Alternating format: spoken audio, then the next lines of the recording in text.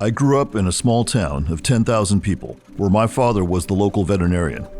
But this is not where my story began.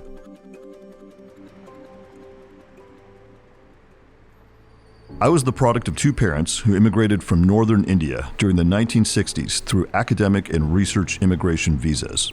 My father, at his core, was a research scientist. He grew up in a small village with an entirely illiterate family. He relied on himself to build on his sense of discovery.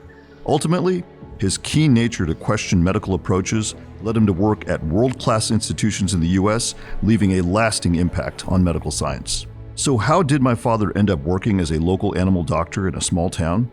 The research establishment of the US, as it does for so many scientists, could no longer provide funding to support his research. With his veterinary background, he had to settle into a different career path to raise his three children, one of whom suffered from cerebral palsy. This is where my story begins. My father had the greatest work ethic possible. He worked 7 days a week. He never took a vacation. He saw problems in his patients, both large and small animals, and took immense time and energy to solve their cases without a focus on financial gain. He saw his daughter struggle with cerebral palsy and worked alongside my mother to find treatment and support for her despite the healthcare system offering little. My father supported his local community, pushing for innovative approaches to clean air, and supported his extended family by sponsoring dozens of families to a better life in the US. For me, my dad was everything. He taught me to question everything. He taught me logic. He taught me how to design strategies to solve problems and not just mitigate them. I lived and breathed this philosophy to not only ask questions, but to unyieldingly find answers. I entered medicine believing 21st century medicine was based on active science promoting the treatment of disease with a sense of urgency. I was told by professors and physicians the incredible amount of dollars applied to disease research would result in major breakthroughs in a timely manner. As I entered medical school, I was seriously concerned by what I witnessed. Every active player in the space, physician, nurse, administrator, scientist, were all believing their meaningful efforts were creating a significant impact. On every floor of each hospital, a different story was being told. A diagnosis was made, but no treatment existed. A diagnosis was made, and it was just too late. I could not fathom that a system with so much data could not logistically approach medical disease and research in an organized, time-dependent, forecastable fashion. In my third year of medical school, the truth became even more real. My father underwent 4 stress tests for atypical chest pain. All were read as completely negative. He died at the age of 57, a month after his last negative stress test from a massive heart attack. Every cardiologist I asked told me the same story. Heart attacks present as sudden death in 25% of cases, regardless of stress test results. I was forever changed. I shifted my entire perspective on medicine and research. I promised myself to dedicate my entire career to creating a new model of disease research and management based on the accumulation of data targeting one disease entity at a time. The data would be harnessed to identify patterns and signals. These would be our research targets. This would produce therapies that would work quickly. The data would also be used to track the outcomes of the intervention. The outcome would be disease remission for any disease approached. It was not easy.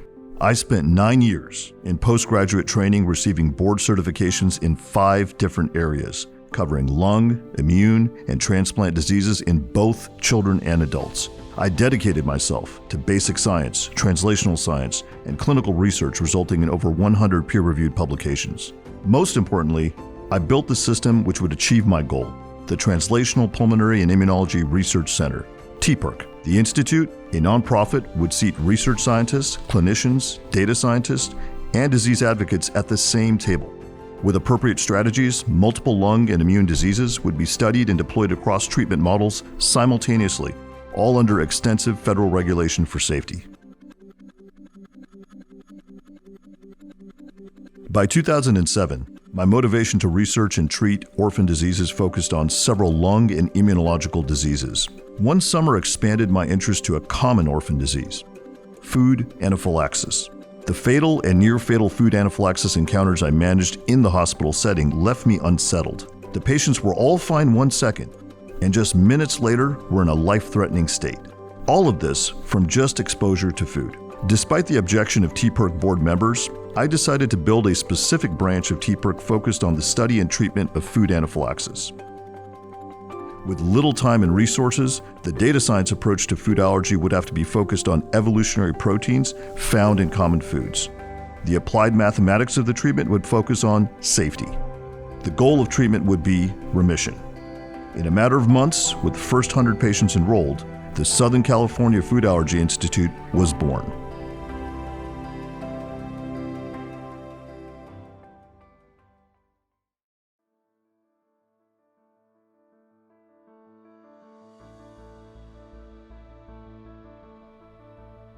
Trying to find a cure for a disease is not my goal. I just want to find a state of remission for kids who suffer from food anaphylaxis. This was my answer when my colleagues walked by my food allergy treatment patients on the ground floor of a children's hospital. The early years of the Food Allergy Institute were murky and difficult. The induction of tolerance was the goal, but the data needed to guide my approach was in its most elementary state. Remember, this was 2007. When data was rarely organized into medical records. I started with peanuts. The biosimilar proteins were identified in the laboratory. The patient was seriously anaphylactic to a small crumb of peanut. After 6 months, only by specific exposure to biosimilar proteins, his peanut numbers dropped 60%.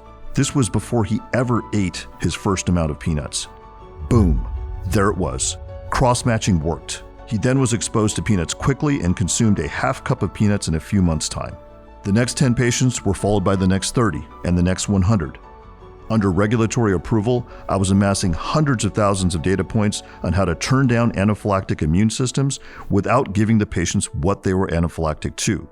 Then, under teams of healthcare staff and under heart and lung monitoring, these patients were able to rapidly be exposed to the foods which once could kill them.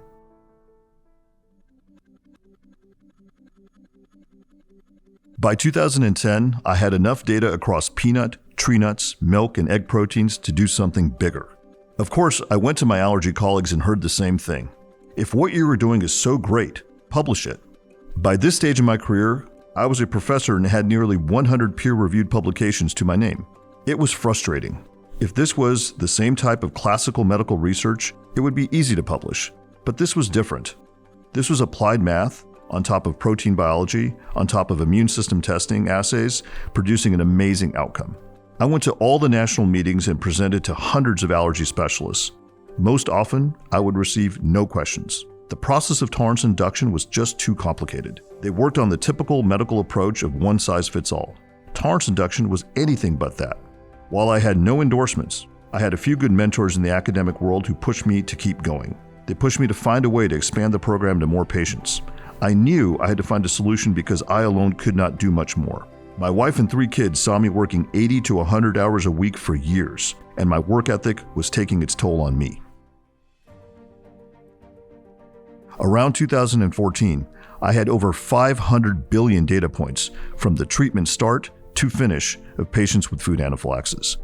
This complete story of patients allowed me to see relationships and signals much faster than before in highly organized data sets. With some programming language experience from years past and current applied mathematical knowledge, I decided to build machine learning algorithms from the information I had. Of course, I hired and fired many data architects in the following years, but by 2017, it was all coming together. The data science could fit into algorithms which could predict the treatment of food anaphylaxis patients, allowing them to reach remission. Even better, these algorithms could allow us to become more efficient and more innovative. It allowed me to step away from seeing patients and focus on building the Southern California Food Allergy Institute into a tech company. It allowed the organization to train human operators to use the machine learning systems to treat patients. It allowed us to build processes and metrics, putting pharmaceutical-grade food proteins into gummy treatment products. Most importantly, it allowed us to treat thousands of patients with the utmost safety, the best predictability, and over 99% of patients reaching remission, now eating whatever they want without restrictions. By 2019, it seemed the next steps for our company were clear. I had submitted my work to the FDA for consideration. We had treated just under 10,000 patients successfully. We were the largest food allergy treatment center of its kind in the world. Our waitlist to start treatment bloomed to over 4,000 patients. Then, in January 2020, I knew we were in trouble. As a lung immunologist, I saw COVID differently. I knew its threat would change our world months before it hit the US.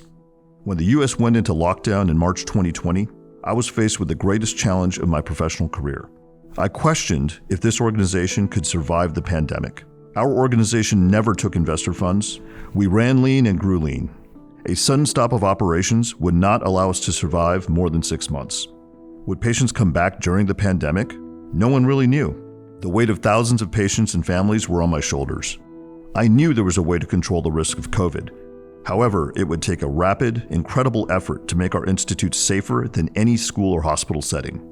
I led our teams to develop an infection control platform, building a complete testing, tracing, and tracking system with high-quality PCR testing available just weeks after the pandemic started. Our team spent countless hours adjusting treatment plans for patients so they would not lose progress in their tolerance induction program. A few months later, the data science approach core to our program revealed its resilience. Yes, even during the pandemic, the patients were coming back and being treated as safely as ever. Over 2 years of the pandemic, hundreds of thousands of individuals passed through our facilities without a single on-site transmission occurring. The courage to move forward during a health and economic catastrophe paid off. Our patient volume continued to grow during the pandemic. This type of success was virtually unheard of in the healthcare space. We could have slowed down and took a breath at this point, but as schools were reopening and society was returning to normal, food anaphylaxis risk was roaring back. The children at risk of food anaphylaxis needed access to the tolerance induction program. With the AI, machine learning, manufacturing, robotics, diagnostics, research, and personnel in place, it was time. Growing a company to other regions of the country was a wholly different level of build, but I knew our institute was ready.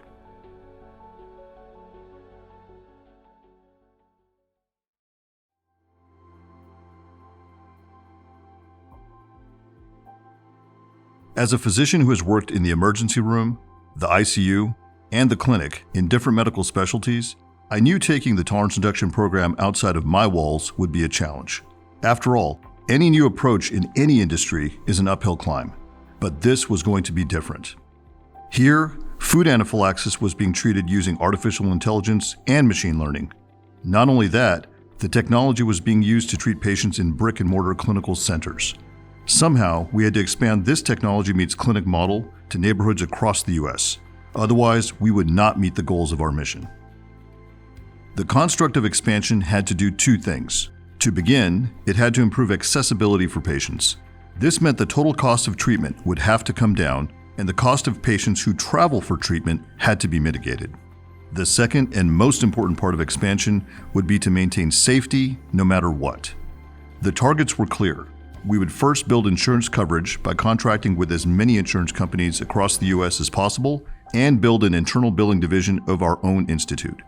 To maintain safety, we would grow the most elite, trained group of personnel and clinical providers ever tied to AI and technology. If done right, we could open more sites across the US safely and effectively and hopefully avoid the need to travel great distances for the tolerance induction program. To accomplish these ambitious goals, we would need capital.